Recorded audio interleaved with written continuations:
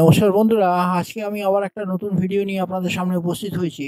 তো এই ভিডিওটার ঠিক বিষয়বস্তুটা ফাঙ্গাস নয়, বা এই ভিডিওটার বিষয়বস্তুটা স্মৃতিচারণও নয়। এই ভিডিওটা একটু অন্যরকম ভিডিও। এটা ঠিক ভালো লাগার একটা জায়গা থেকে এই ভিডিওটা করা হয়েছে, করতে বসেছি আমি। এই মাসে একটা মানে বিশেষ দিন গেছে। সেই বিশেষ দিনটা হচ্ছে ৭ তারিখ, ৭ই মার্চ একটা বিশেষ দিন গেছে। এই দিনটাতে একটা খুব বড় প্রতিষ্ঠান স্থাপনা করা হয়েছিল। এবং আপনারা এইটা মানে গল্পটা বা এই ঘটনাটা বলার একটাই উদ্দেশ্য আমার কাছে আছে, ও আমার আমার আছে। সেটা হচ্ছে যে কিভাবে একটা বড় প্রতিষ্ঠান দাঁড়াতে পারে খুব অল্প পরিসর থেকে, কি করে মহিরুহ হতে পারে, সেইটাই হচ্ছে এই গল্পটার একটা মোটামুটি রেখাচিত্র। তা অনেকে আমরা ভাবি যে কিছু একটা নিজেদের ক্ষেত্রে কিছু একটা করব, যার যার ক্ষেত্রে ক্ষেত্রে যারা যারা যার যে যার মতন ক্ষমতা আছে সে সেইটুকু নিয়ে ভাবে যে আমরা কিছু একটা করব।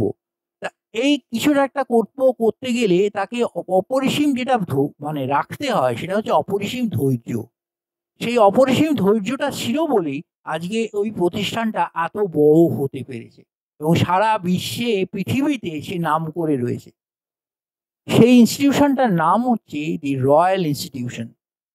এবং এই রয়্যাল ইনস্টিটিউশনটা, এই প্রতিষ্ঠানটা আমার খুব ভালো লাগা এবং শ্রদ্ধার একটা জায়গা। যদিও এই প্রতিষ্ঠানটাতে যাওয়ার মতন ক্ষমতা আমার এখনো হয়নি এবং ভবিষ্যতে হবে কিনা তাও আমি জানি না। কিন্তু তাহলেও এই প্রতিষ্ঠানটার সঙ্গে আমার একটা যেন মনে হয় আমার একটা নাড়ির টান আছে। সেই কারণে এই ভিডিওটা সেই ভালো লাগা এবং ভালোবাসার থেকে এবং শ্রদ্ধার জায়গা থেকে এই ভিডিওটা আমি আজকে আপনাদের সামনে উপস্থিত করছি। এর এই হচ্ছে একটা উদ্দেশ্য। আরেকটা উদ্দেশ্য হচ্ছে আপনাদের একটা সামনে একটা উপস্থাপনা করা। সেটা হচ্ছে যে, যেকোনো জিনিস তৈরি করতে গেলে বা যেকোনো জিনিস প্রতিষ্ঠান করতে গেলে বা প্রতিষ্ঠা করতে গেলে বা তার একটা চর্চা করতে গেলে আমাদের একটা সবসময় ধৈর্য ধরতে হয়। অর্থাৎ একটা কোনো বড় কিছু হতে গেলে একটা ধৈর্য ধরতে হয়। এবং এই ধৈর্যটা যদি আমরা না ধরি তাহলে আমাদের পক্ষে সেটাকে বড় করে নিয়ে যাওয়া বা সামনে এগিয়ে নিয়ে যাওয়া কোনোটাই কিন্তু সম্ভব হয় না। তো সেই কারণে আমার এই ভিডিওটার উপস্থাপনা করা। তা যাই হোক, আমরা সেই গল্পটা বা সেই কাহিনীটা বা সেই ওই ইতিহাসটাতেই আমরা আজকে চলে যাই সময় নষ্ট না করে। সেটা হচ্ছে যে আজ থেকে ঠিক প্রায় ২৬০ বছর আগে, ২৬৪ বছর আগে ১৭৯৯ সালে ৭ই মার্চ এই রয়্যাল ইনস্টিটিউট প্রতিষ্ঠা হয়েছিল। কোথায় হয়েছিল জানেন? একজনের বাড়িতে। রয়্যাল ইনস্টিটিউটটার প্রথম প্রতিষ্ঠা হয়, তার আনুষ্ঠানিক প্রতিষ্ঠা হয় একজনের বাড়িতে।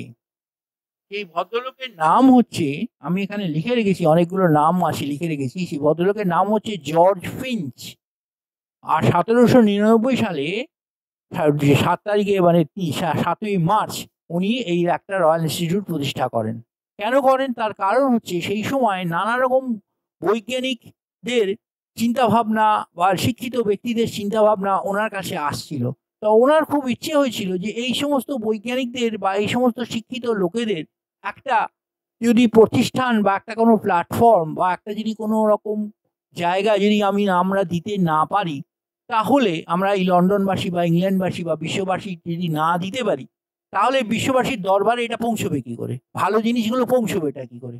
একটা মানুষের তো বক্তব্য রাখার একটা জায়গা দরকার হয়। যেমন আমাদের আজকাল বক্তব্য রাখার জায়গা হয়েছে ফেসবুক, ইউটিউব।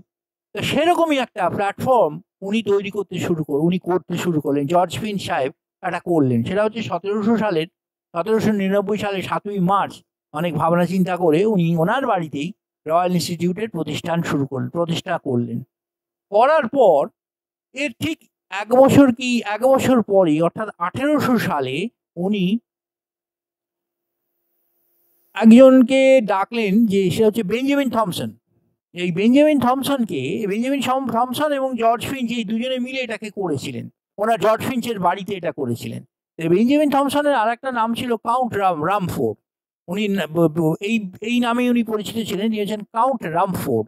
এবার এই কাউন্ট রামফোর্ড আর বেঞ্জামিন থমসন দুজনে, এই কাউন্ট রামফোর্ড আর এই জর্জ ফিঞ্চ দুজনে মিলে একটা এইটাকে প্রতিষ্ঠা করার পর এটার একটা প্রথম যে প্রেসিডেন্ট সিলেকশন হয়েছিল অক্টোবর মাসে একজন খুব বড় বৈজ্ঞানিককে ডেকে নিয়ে এলেন। তিনি হচ্ছেন টমাস গ্রানেট। এই টমাস গ্রানেট সাহেব ছিলেন first president of royal institute. 1799 সালের অক্টোবর মাসে উনি প্রথম প্রেসিডেন্ট হন। একজনকে তো চালনা করার দায়িত্ব দিতে হবে, যে একজন বৈজ্ঞানিক যে চালনা করবে, জিনিসগুলোকে সিস্টেমেটিক্যালি চালনা করবে, এই রিসার্চ পেপারগুলো রিসিভ করবে, চিঠিগুলো রিসিভ করবে, করে নানা রকম বৈজ্ঞানিকদের খবর নেবে। এর প্রধান কাজটা ছিল বিভিন্ন বৈজ্ঞানিকদের কাছ থেকে চিঠি নেওয়া, চিঠি সম্বন্ধে খবর সংগ্রহ করা। যেসব বৈজ্ঞানিকদের তারা এই রয়্যাল ইনস্টিটিউটের চিঠি লিখতো, চিঠি লিখে তাদের আবিষ্কার সম্বন্ধে খবরগুলো পাঠাতো। এবং এই এই জর্জ গ্রানেট সাহেবের উপর দায়িত্ব পড়েছিল প্রথম যে এইগুলোকে দেখা এবং তাদের ডেকে নিয়ে আসা। তাদের আবিষ্কারগুলো ভালো হলে, ভালো লাগলে বা কার্য উপযোগী আবিষ্কার হলে, মানে কোনো একটা কিছু হলে তাকে ডেকে নিয়ে আসা, ডেকে নিয়ে এসে তাকে বক্তৃতা দেওয়া। এবং প্রত্যেক শুক্রবার করে একটা শুক্রবারটা তা কেন করা হয়েছিল, তার কারণ খ্রিস্টান মতে এই শুক্রবারটা খুব ভালো দিন বলে এই শুক্রবারটা প্রত্যেক শুক্রবার করে একটা এখনো হয়, একটা সভার আয়োজন করা হয়, একটা ঠিক বক্তৃতা সভার আয়োজন করা হয়। এবং সেই বক্তৃতা সভার টিকিট পাবলিকলি পাওয়া যেত, এবং খুব পাবলিকলি পাওয়া যেত না, কিন্তু পাওয়া যেত। এবং সেই টিকিট সংগ্রহ করার ঝামেলা ছিল, যাই হোক সেই টিকিট পাওয়া যেত। এবং সেই টিকিট জোগাড় করে অনেকে সেই বিভিন্ন বৈজ্ঞানিকের বক্তৃতা শুনতে আসতেন। বহু স্টুডেন্ট শুনতে আসতো, বহু বৈজ্ঞানিক শুনতে আসতো, বহু শিক্ষিত লোক শুনতে আসতো। এই করে করে রয়্যাল ইনস্টিটিউটের একটা প্রসার চলতে শুরু করে। এবং বিভিন্ন বিজ্ঞানীদের আড্ডা, তাদের কথাবার্তা, তাদের আলোচনা, তাদের সমালোচনা, এই নিয়ে রয়্যাল ইনস্টিটিউট আস্তে আস্তে নিয়ে সমৃদ্ধ হতে শুরু করলো। এবং আস্তে আস্তে রয়্যাল ইনস্টিটিউট দেখলো যে শুধুমাত্র বৈজ্ঞানিকদের আলোচনা, বৈজ্ঞানিকদের এই গবেষণা পত্রগুলো সংগ্রহ করে তাদের দিয়ে সেমিনার করিয়ে, তাদের দিয়ে করিয়ে সিম্পোজিয়াম করিয়ে কি হবে, কিছু শিক্ষাদানের ব্যবস্থাও করা হোক। তখন আর একজন ভদ্রলোক এর সঙ্গে যুক্ত হলেন, তিনি হলেন স্যার হামফ্রি ডেভি। 1810 সালে স্যার হামফ্রি ডেভি এই রয়্যাল ইনস্টিটিউটের সঙ্গে যুক্ত হলেন এবং তিনি দ্বিতীয় প্রেসিডেন্ট হলেন। তিনি শুধু প্রেসিডেন্ট হননি, তিনি 3টে কেমিক্যাল ল্যাবরেটরি স্থাপন করেন রয়্যাল ইনস্টিটিউটে। এবং রয়্যাল ইনস্টিটিউটের প্রচুর উন্নতি প্রসার করেছিলেন এই স্যার হামফ্রি ডেভি।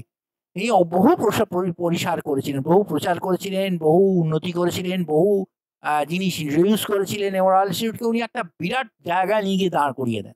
সেই সময়ের বিরাট জায়গায় উনি দাঁড় করিয়ে দেন রয়্যাল ইনস্টিটিউটকে।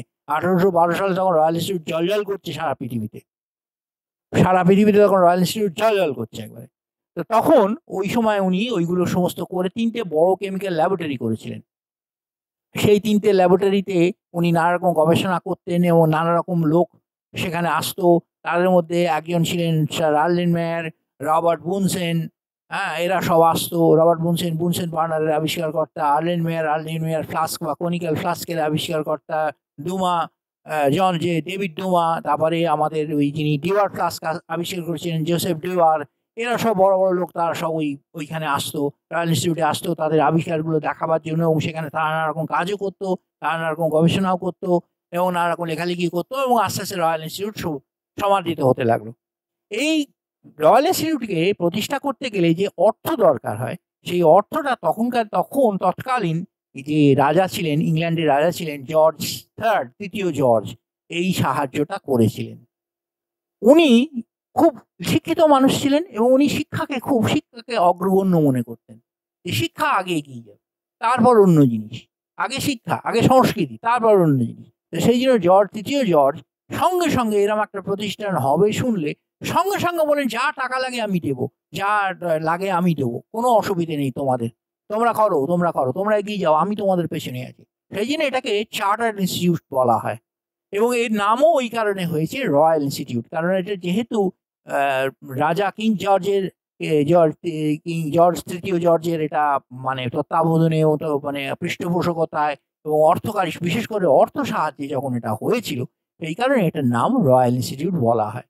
এবং এর ফেলো নির্বাচন এবং এর যে সাম্মানিক যাদের বলা হয়, রয়্যাল ইনস্টিটিউটের ফেলো যাদের বলা হয়, FRS যাদের বলা হয় বা FRI যাদের বলা হয়, FRI বলা হয় যাদের, তাদের কে নির্বাচন করার দায়িত্ব বর্তমানে এখন যিনি ইংল্যান্ডের রাজা, আমাদের his highness his majesty king Charles তার হাতে বর্তায় এবং তিনি অনেক সময় এইগুলোতে যদি ফেলো নির্বাচনে ওনার একটা স্বাক্ষর থাকে, ফেলো নির্বাচনে যে সার্টিফিকেটটা দেওয়া হয় সেই সার্টিফিকেটে ওনারও একটা সই থাকে এবং উনি সই না করলে রয়্যাল ইনস্টিটিউটের ফেলো কিন্তু হওয়া যায় না। যদিও এটার একটা এখন এর একটা মানে একটা কমিটি আছে, এই কমিটি সিলেক্ট করে এবং ফাইনাল জিনিসটা স্যার হিজ ম্যাজেস্টি কিং চার্লসের হাতে গিয়ে পড়ে এবং উনি ফাইনাল সিগনেচারটা উনি করেন এবং করে এটা রয়্যাল ইনস্টিটিউটের ফেলো থাকে। সেই ভদ্রলোককে বা সেই বৈজ্ঞানিককে রয়্যাল ইনস্টিটিউটের ফেলো বলে নির্বাচন করা হয়। মূলত এটা বৈজ্ঞানিকদের ইনস্টিটিউট এটা, কিন্তু এখানে অনেক রকম ফিলোসফিক্যাল কাজও হয়। এরপরে 1856 সালে স্যার মাইকেল ফ্যারাডে এই সঙ্গে যুক্ত হন এবং এই মাইকেল ফ্যারাডে রয়্যাল ইনস্টিটিউটের অনেক কিছু করেছিলেন। ডেভি সাহেবের নির্দেশে রয়্যাল ইনস্টিটিউটকে অনেক দূরে এগিয়ে নিয়ে গিয়েছিলেন এবং ফ্যারাডে সাহেবের একটা ছোট্ট ল্যাবরেটরি এইখানে আছে এবং ওনার থাকার ঘর এবং ল্যাবরেটরি দুটোই আছে, কারণ মাইকেল ফ্যারাডের লন্ডনে থাকার কোনো জায়গা ছিল না। যখন উনি রয়্যাল ইনস্টিটিউটে এলেন, রয়্যাল ইনস্টিটিউটে আমি এর আগে একটা ভিডিও করেছিলাম আপনাদের এই মাইকেল ফ্যারাডের উপর একটা ভিডিও, জীবনের উপর একটা ভিডিও করেছিলাম। তাতে আমি বলেছিলাম যে উনি রয়্যাল ইনস্টিটিউটে ওই থাকতেন এবং সেই রাত্রিবেলা আলো জ্বলতো। ওনার একটা ঘর ছিল রয়্যাল ইনস্টিটিউট, পরে ওনাকে একটা ঘর দেওয়া হয়েছিল, এক ঘর এবং একটা আলাদা ল্যাবরেটরি করে দেওয়া হয়েছিল। ডেভি সাহেবই করে দিয়েছিলেন, আলাদা একটা ল্যাবরেটরি ডেভি সাহেব করে দিয়েছিলেন এবং সেই ল্যাবরেটরিতে উনি নানা রকম গবেষণা করতেন এবং কাজকর্ম করতেন। সেখানেই উনি ডায়নামো ইত্যাদি এগুলো আবিষ্কার করেছিলেন, ডায়নামো ইলেকট্রোকেমিস্ট্রির সমস্ত এগুলো উনি সেই ল্যাবরেটরিতে আবিষ্কার করেছিলেন। এখানে বলে রাখা ভালো যে রিসেন্টলি আমি একটা ফেসবুকে রয়্যাল ইনস্টিটিউটের অফিসিয়াল ফেসবুক পেজে আমি একটা ভিডিও দেখতে পাই। এই ভিডিওটাই আমাকে মূলত অনুপ্রেরণা দিয়েছে এই আপনাদের কাছে এই ইউটিউবে এই প্রতিস্থাপনাটা করতে, এই প্রেজেন্টেশনটা আপনাদের সামনে নিয়ে আসতে। তো যাই হোক, এই ভিডিওর কিছু অংশ আমি এইটার সঙ্গে জুড়ে দেবো। This is the Royal Institution in Albemarle Street in the heart of London, which for nearly 200 years has been the home of scientific research and experiment in Great Britain. It was founded in 1799 by Benjamin Thompson, Count Rumford, for, as he put it, the teaching by courses of lectures and experiments, the application of science to the common purpose of life. And it was granted its charter by George III. Since that time, some of the world's greatest chemists and physicists have lived here and made their discoveries in its laboratories.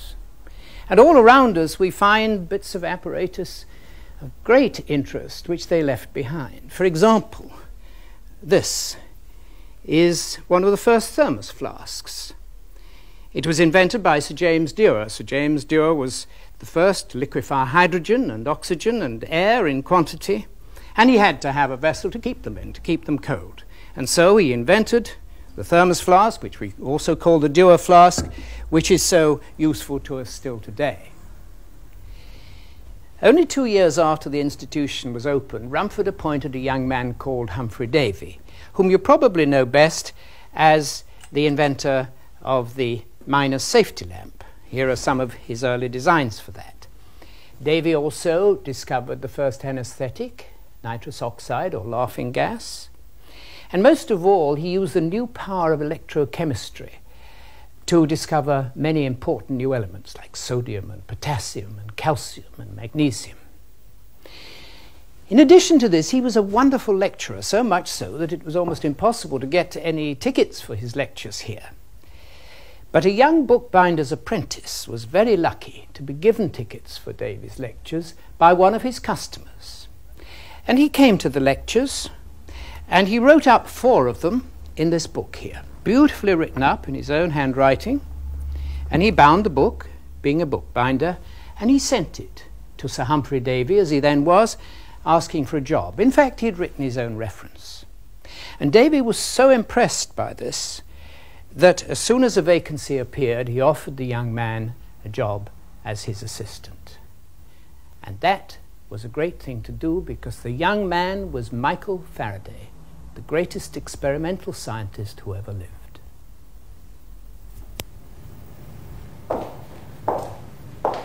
This is Faraday's electromagnetic laboratory, almost exactly as he left it. His first important experiment in electricity and magnetism was made in 1821, and he called it his magnetic rotations. because it was the rotation of a little wire carrying an electric current round a magnet. And this is the first electric motor. He went on to discover the laws of electrochemistry and of electrostatics, and in fact the units of both of those sciences are called after him, the Faraday and the Farad. But his most important discovery was how to make electricity from a moving magnet, which is the dynamo, which is the basis of all our electric power today. And this is the iron ring with the coils round it with which he discovered the relationship between electricity and magnetism. যে আমি এই ভিডিওটা ব্যবহার করছি, Facebook থেকে পাওয়া ভিডিওটা ব্যবহার করছি, আমাদের এই লিঙ্কটা দেওয়া থাকবে। আপনারা যদি মনে করেন ফেসবুক থেকে ভিডিওটা ডাউনলোড করে দেখতে পারেন, অসুবিধা নেই। এরকম আমি ডেসক্রিপশনে এই লিঙ্ক দিয়ে দেবো, এই ভিডিওটার লিঙ্ক আমি দিয়ে দেবো, এবং এই ভিডিওটা পুরো ভিডিওটার এটাও আমি দিয়ে দেবো, কিছুটা আমি অংশ এর মধ্যে দিয়ে দেবো। তা যাই হোক, আপনারা এই পর্যন্ত রয়্যাল ইনস্টিটিউট এখনও অনেক ফেলোকে নির্বাচন করেন, এখনও অনেক বৈজ্ঞানিকের পৃষ্ঠপোষকতা করেন, এবং এর একটাই প্রধান জিনিস হচ্ছে যে তুমি কি পেয়েছো, কি করেছো, কি কাগজ পেয়েছো আমার দরকার নেই, তোমার কি কোয়ালিফিকেশন আছে আমার দেওয়ার দরকার নেই, তুমি বিজ্ঞানকে কি দিয়েছো, কি আবিষ্কার করেছো, সেইটাই হচ্ছে তোমার মূল মানে উদ্দেশ্য হয়ে যায়। এবং এরপরে একটা রয়্যাল সোসাইটিও তৈরি হয়, এর আদলে একটা রয়্যাল সোসাইটিও তৈরি হয়, এবং এই রয়্যাল সোসাইটি বহু বিজ্ঞানীকে এরা সার্টিফিকেট দেয় এবং মেম্বারও করে, ফেলোও করে, এবং বলতে আমার খুব একটা মানে লজ্জাও নেই বা আমার খুব একটা গর্বও নেই, কিন্তু আমি একটা ইনফরমেশন আপনাদের দিতে পারি যে এই প্রথম ওই রয়্যাল ইনস্টিটিউটের মেম্বার, রয়্যাল ইনস্টিটিউট অফ কেমিস্ট্রির মেম্বার MRSC আমাকে দেওয়া হয়েছে এই গত বছর তার আগের বছর আমাকে সেই মেম্বারশিপটা দেওয়া হয়েছে। যাই হোক, আমার সেটা বেশি এই সম্বন্ধে বেশি না বলাই ভালো, আমার কথা বেশি না বলাই ভালো। তা আমি রয়্যাল ইনস্টিটিউটের কথাই বলি। তো এই রয়্যাল ইনস্টিটিউট এই রয়্যাল সোসাইটি তৈরি হয়, এবং রয়্যাল সোসাইটিতে বহু বিজ্ঞানী যারা নোবেল লরিয়েট হয়েছেন, যারা এমনি বিজ্ঞানের গবেষণা করেছেন, স্যার অ্যান্টনি ভ্যান লিভিনুক থেকে আরম্ভ করে আমাদের ভারতবর্ষের CV রামন, তারপরে আমাদের আচার্য প্রফুল্লচন্দ্র রায়, আচার্য জগদীশচন্দ্র বোস, এরা সবাই FRS, সেটা কোনো ব্যাপার না, এনারা সবাই FRS। তো এনারা ওই নেচার পত্রিকা এদের সব পেপার বেরিয়েছিল, তারপর থেকে এরা সবাই FRS।